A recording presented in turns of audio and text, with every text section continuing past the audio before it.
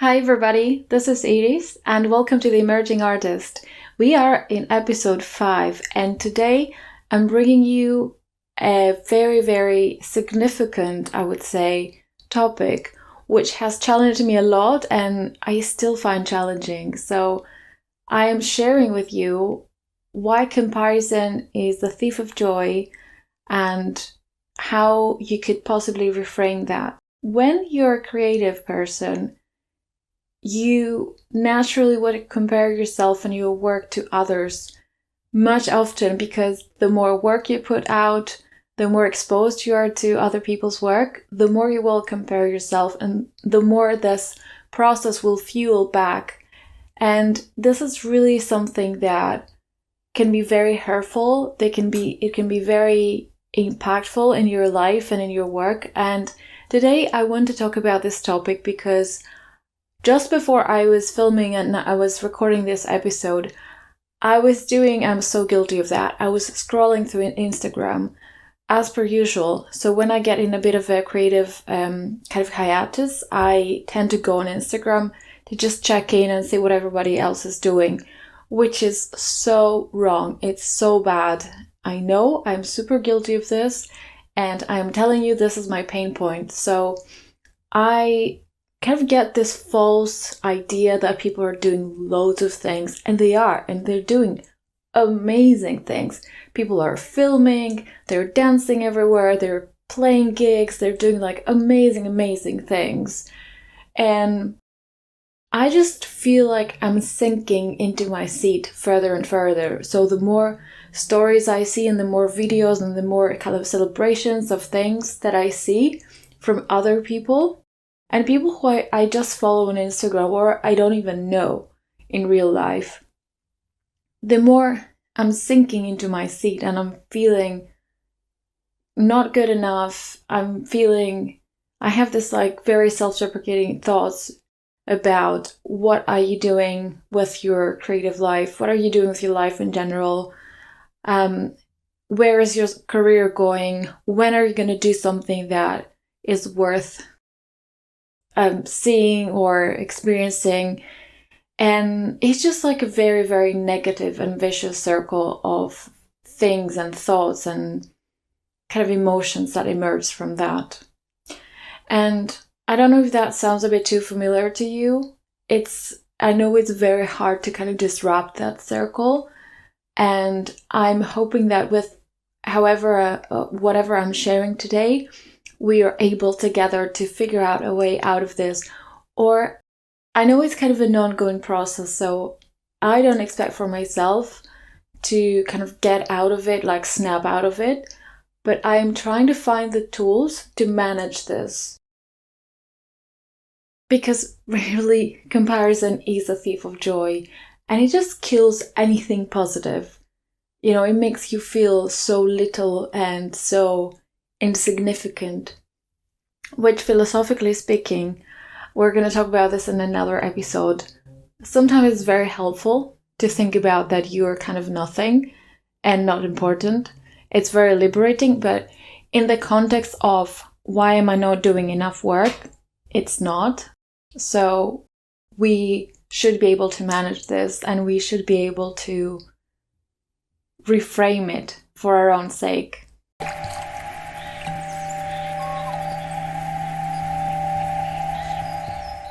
I've noticed that this kind of train of thoughts has definitely been amplified through the use of social media, and it's just a window to everyone's curated life.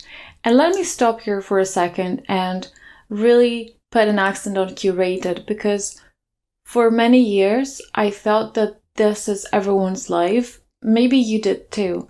And I thought that people are getting so many opportunities and they are so, they're doing so well for themselves. And it didn't even cross my mind that this is a curated feed of their professional life. And behind those like Instagram profiles, there are people. And maybe there are people that are struggling as much or even more than me, but I just never get to see it. And that was so profound when I kind of I said to myself, maybe they're struggling and you don't even know it, and you will never know it. It was really kind of grounding to think like that. I'm not saying that it's always easy or it's always possible, because sometimes when you're feeling a bit low, when you're feeling a bit like stagnated creatively, I personally tend to kind of look back at myself and be like, what are you doing? What is wrong with you? So it's then when you really, really need to emphasize and what achievements you've had, and how well you're doing in some other areas, or how many people are there to support you and to love you, and what you're grateful for. And I found this extremely helpful and extremely crucial.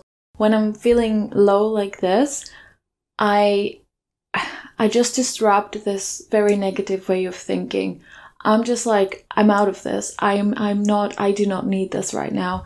It is not helpful for me. So I'm going to choose to love myself, and I'm going to choose to be kind and generous to myself, because that goes such a long way. It's nurturing, it's self-empowering, it's very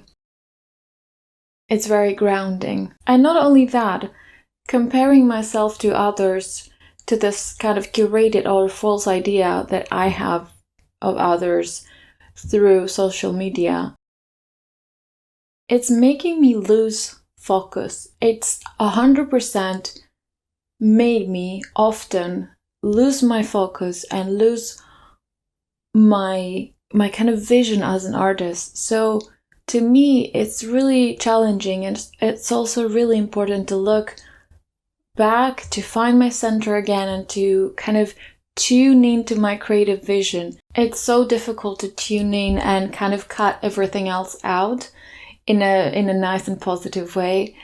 But it's so important to empower your own voice, and to even be able to listen to your own voice, because there's so much chatter around, there's so much noise, and sometimes we just lose our own voice because we can't hear it. We don't pay attention to that.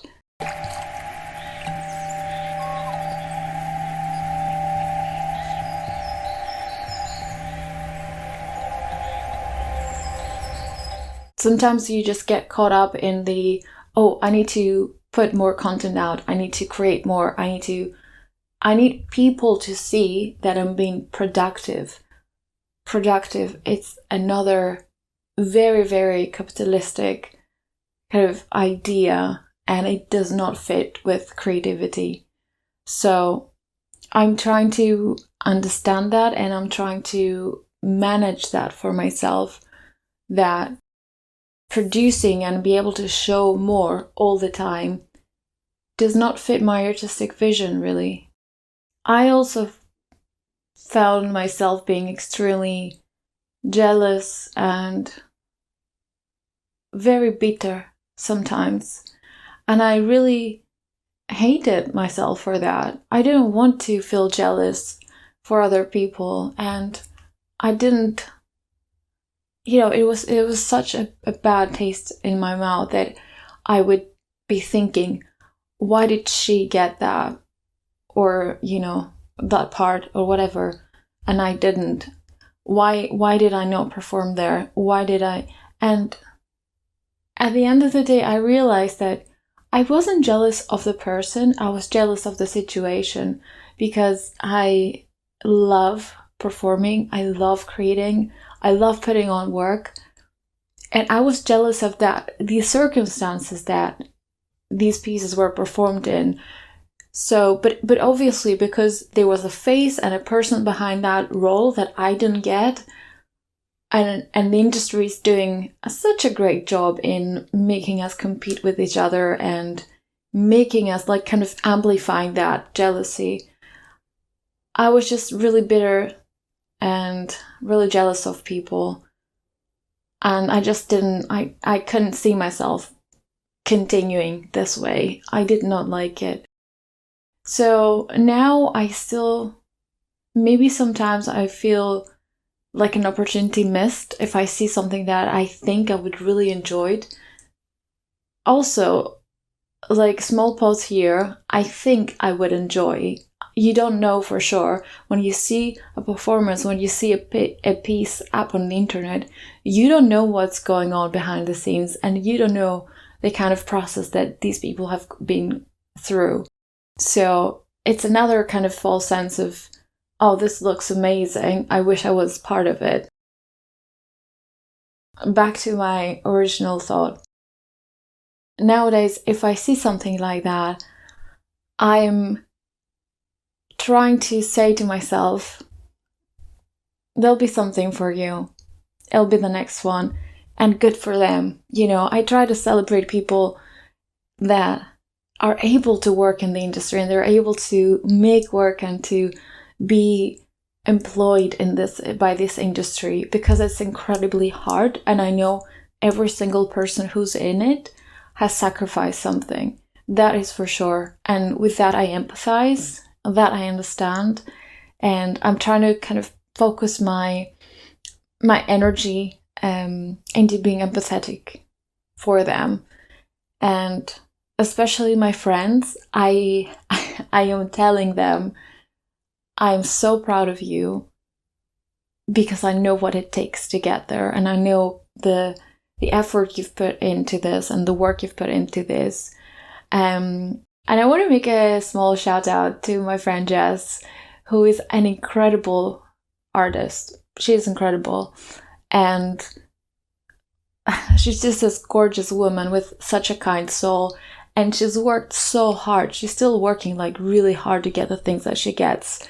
So when I see Jess doing really well, I am clapping. And I'm like, you go, girl. I'm really also proud of myself for being able to get there. To be able to say, you go, girl, and really mean it. Because I think we need to stick together to make it through. Especially women, we really need to empower each other. And I just remember the era when we grew up. As we were growing up, it was always like kind of like a cat fight kind of sense, you know, that, oh, it's like she's against her, and not only in the industry, but like in society. And I'm like, we don't really need to compete with each other. And I love sisterhoods. I love lifting each other up. That's my vibe. So I am able to see incredible women doing incredible things and being able to celebrate them, for them, and with them.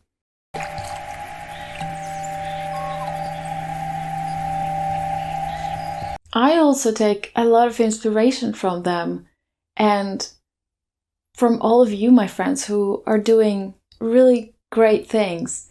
And as I said before, I know what it takes. And even if you don't share anything on Instagram, even if you're not in a mood or in a phase in your life that you're able to, even if you've retired from being an artist, I completely understand all these phases. And I empathize, and that's why I've kind of stopped telling people, or like opening up with this very, very cute sentence, very supportive sentence.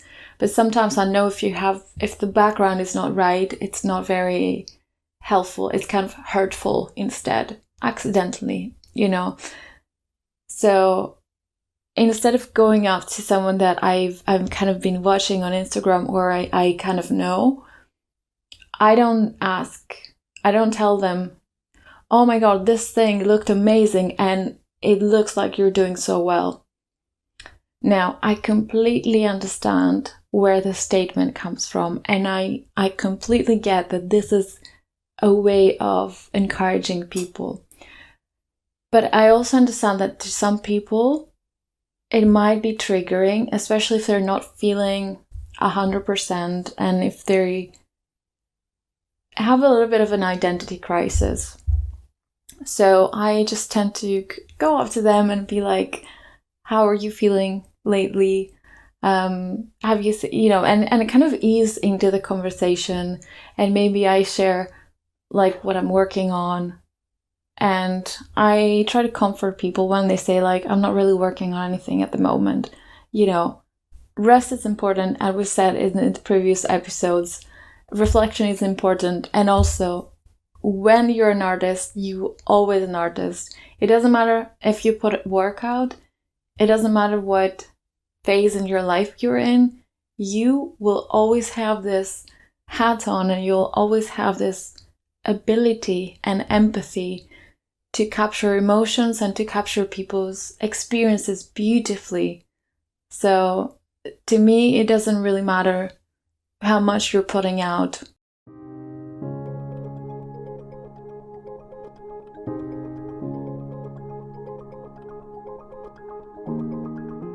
The industry can be really brutal sometimes, and the way that we are exposed to different people and different works can be really intimidating. And I've been reflecting a lot on how I should be using this tool that we have, so social media, because as prepared as I can be, as much in a good space as I can be, to have this every day and to compare yourself every day with people and people's work and curated feeds and portfolios is extremely difficult. So I'm trying out different things, and I'll let you know how it's going. And if you have any kind of coping tricks and tips, please share them with me, because maybe other people will see them as well.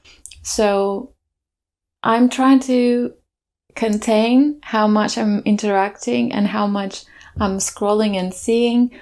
Obviously, some days are harder than some others, but I'm trying to be really mindful, and I'm trying to kind of listen to my thoughts, but also disrupt them, as I said. So when I'm seeing and when I'm kind of aware of myself comparing my work to others and kind of seeing others as not as rivals, that's not what I'm looking for, but you know, as competitors in this, in whichever job or whichever project they are in, I'm trying to reframe them, as I shared previously. I'm trying to be kind to myself and be really encouraging and celebrate what I have and kind of say what I'm grateful for. Get in touch with the people who I love, who always support me and I'm eternally grateful for. And they really lift me up, and we do encourage each other. So I am trying to get myself into my little nurture bubble. That is my coping mechanism.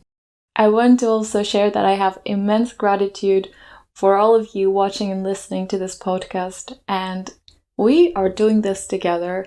Of course, here comes my bonus question for you for this week, and this is: how can you turn comparison into inspiration this week? Leave your answer in the comments, or keep sending me those lovely messages on Instagram, which I shall not be scrolling too much. I hope. You never know. And have a lovely week. I'll see you in the next episode.